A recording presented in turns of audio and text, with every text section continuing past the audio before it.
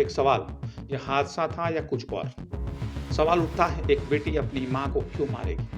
जवाब जानने के लिए हमें 1 साल पीछे जाना होगा। एक घर जो कभी हँसी-खुशी से भरा था, अचानक खामोश हो गया। घर के भीतर कुछ अजीब हो रहा था।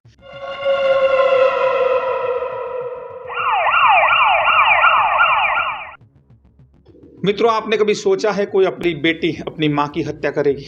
आपने ये भी सुना है कोई सरकारी नौकरी के लिए अपनी खुद की बेटी अपनी माँ को मरवा देगी? शाम का वक्त है, सड़क बिल्कुल सुनसान है और एक औरत अकेली पैदल जा रही है। उसे नहीं पता है कि अगले 30 सेकंड में उसकी जिंदगी खत्म होने वाली है। वह हर रोज उसी रास्ते से गुजरती है। अपने दिव्यांग बेटे को थेरापी सेंटर छोड़कर पैदल घर लौटना यह उसकी रोज की दिनचर्या का हिस्सा है। आज भी सब कुछ वैसा ही लगता है, वही सड़क है, वही शाम है। लेकिन आज कोई इस लम्हे को हमेशा के लिए बदलने वाला है। अचानक तेज रफ्तार की आवाज आती है। कोई हॉर्न नहीं, कोई ब्रेक नहीं, बस एक टक्कर और फिर सन्नाटा। एक शरीर 100 फीट दूर जाकर गिरता है। मौके पर ही मौत और 2 साए मोटरसाइकिल पर बैठकर गायब हो जाते हैं। राहगीर जमा होने लगते हैं। कोई चीखता है, कोई फोन पर पुलिस को सूचना देता है, लेकिन तब तक गुनहगार इस भीड़ में कोसों दूर चले जाते हैं। पुलिस पहुंचती है। एक लाश है, टूटी हुई गाड़ी है और एक सवाल, यह हादसा था या कुछ और? अगली सुबह तक यह खबर पूरे इलाके में फैल चुकी होती है। एक जानी मानी अदालत कर्मचारी की सड़क हादसे में मौत शहर के अखबारों में एक छोटी सी खबर बनकर छप जाती है। किसी को अंदाजा तक नहीं है कि यह खबर आने वाले दिनों में पूरे राजस्थान के लिए सबसे चर्चित मामलों में से एक मामला बनने जा रही है। शुरुआत में जवाब आसान लगता है। एक तेज रफ्तार गाड़ी थी, लापरवाह ड्राइविंग थी और एक औरत, सड़क हादसा और मौत। लेकिन मित्रों, एक शख्स है, उनको ये अजीब लगता है। उनके मन में कुछ खटकता है। मृतक का भाई थाने पहुंचता है और कहता है कि ये एक्सीडेंट नहीं है, यह अकस्मात नहीं है। मेरी बहन को धमकियां पहले मिलती थी और ये धमकियां की वजह से की हुई हत्या है। अफसर उसे गौर से सुनते हैं। एक भाई का दुख, एक भाई का शक, फर्क करना लगभग आसान नहीं है। लेकिन धमकी शब्द इतनी आसानी से नहीं भुलाया जाता। पुलिस को शक होता है और यहीं से यह कहानी बदलनी शुरू होती है धीरे धीरे। क्योंकि जिस औरत की मौत हुई उसका नाम था नीरज शर्मा। जयपुर की एक अदालत में क्लार्क थी और जिस पर यह पहला शक था वो कोई और नहीं था, उनकी अपनी बेटी थी। एक बेटी जो इसी शहर में, इसी घर में पली बड़ी, और वही बेटी, उनका नाम था आयुषी शर्मा। सवाल उठता है, एक बेटी अपनी माँ को क्यों मारेगी? जवाब जानने के लिए हमें 1 साल पीछे जाना होगा। नीरज के पति विजय शर्मा एक अदालत में क्लार्क थे, मतलब आयुषी के पिता। उनकी अचानक मौत हो गई।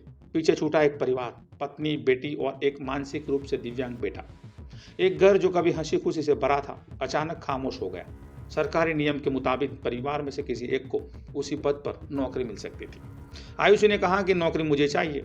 माँ भी शुरू में राजी हो गई और तैयार हो गई। शायद उसे लगा कि यह बेटी का भविष्य संवार देगी ये नौकरी। लेकिन फिर परिवार में एक और आवाज उठी। नीरज के भाई ने समझाया, तुम पढ़ी लिखी हो, दिव्यांग बेटे की जिम्मेदारी तुम्हारे सर पर है, नौकरी तुम लो।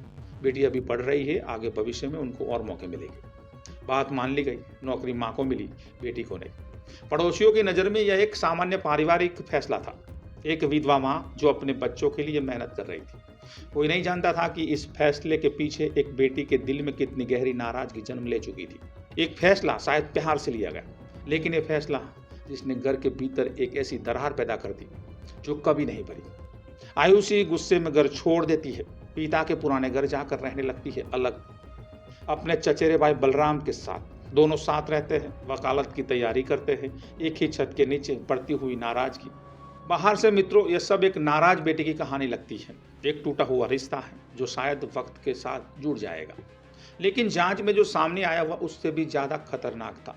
पुलिस के मुताबिक इस घर की चारदीवारी के भीतर एक साजिश का जन्म हो चुका था। एक साजिश जो महीनों तक बुनी जाती रही। आयुषी अपने भाई बलराम से कहती है कि मेरा साथ दो, करोड़ों की जमीन तुम्हारी, माँ मरते ही नौकरी मेरी, घर भी मेरा। एक बहन जो कभी उसी घर में खेली कूदी, अब उस घर को एक सौदे में बदल चुकी है। बलराम मान जाता है। बात उसके पिता मोहन स्वरूप तक पहुंचती है और मोहन भरतपुर के एक शख्स तक पहुंचते हैं। उनका नाम है हेमंत शर्मा, एक ऐसा नाम जो सुपारी लेकर काम करने के लिए जाना जाता है। एक परिवार के भीतर एक बात धीरे धीरे परिवार के बाहर एक आपराधिक नेटवर्क का हिस्सा बन जाती है।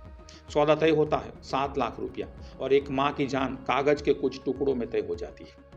हेमंत अकेला नहीं आता है, 4 और साथी लेके आता है। इसमें आकाश, अरविंद, मोहित और रोहित। एक टीम बन चुकी थी, एक टारगेट तय हो चुका था, लेकिन पहली कोशिश नाकाम हो जाती है।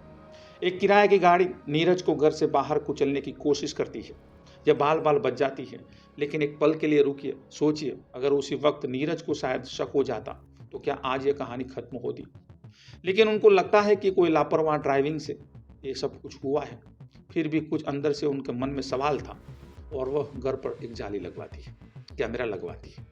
एक माँ अपने ही घर में कीले में बदल रही है, यह जाने बिना कि खतरा भीतर से आ रहा है, कोई बाहरी खतरा नहीं है। हफ्तों तक आरोपी उसकी हर हरकत पर नजर रखते हैं और इसी बीच पुलिस की जांच में एक और परत खुलती है। घर के भीतर कुछ अजीब हो रहा था। कथित तौर पर मां को घर से बाहर निकालने के लिए कुछ टोटके किए जा रहे थे। फिर वह शाम आती है जिससे यह कहानी शुरू होती है।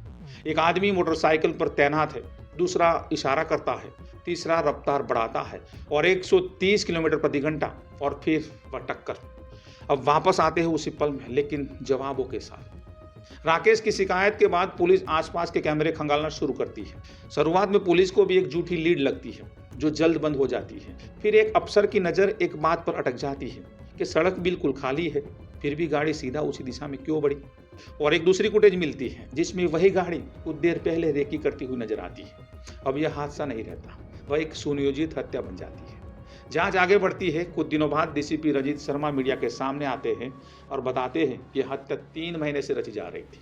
धीरे धीरे नाम सामने आते हैं, मोहन स्वरूप, हेमंत शर्मा, आकाश, अरविंद, मोहित और रोहित, और सबसे ऊपर आयुषी शर्मा। पुलिस उनके मोबाइल तक पहुंचती है। एक वीडियो मिलता है, एक घर की सीढ़ियों पर नीरज के कपड़े जल रहे थे। टीम हरकत में आती है, रातों रात एक एक कर सभी को गिरफ्तार करती है और पूछताछ में आयुषी बिंदास बताती है कि मुझे नौकरी चाहिए थी, संपत्ति चाहिए थी और माँ के रहते हुए सब नहीं मिल सकता था। ना उनके चेहरे पर कोई आंसू था, ना कोई पछतावा था। 7 लोग सलाखों के पीछे हैं, लेकिन बलराम अब भी फरार है। पुलिस उसे तलाश रही है। मामला अब अदालत में है, सबूत पेश हो रहे हैं और इंसाफ का पहिया घूम रहा है, धीमा लेकिन रुका नहीं है। एक घर था, एक माँ थी और एक बेटी थी, और एक फैसले ने एक जहर बो दिया। सवाल यह नहीं है कि आयुषी दोषी है या नहीं, यह अदालत तय करेगी। सवाल यह है कि किस मोड़ पर एक माँ की जान एक टुकड़ा जमीन से भी सस्ती हो गई। शायद यही सवाल इस कहानी को खत्म होने के बाद भी देर तक साथ रहेगा। अगर यह कहानी आपको हिला गई हो तो कमेंट में बताइए और चैनल को सब्सक्राइब करिए। मित्रों, मिलते हैं अगले एपिसोड में एक नई कहानी के साथ। तब तक के लिए आप सेफ रहिए, सलामत रहिए। जय हिंद, जय भारत।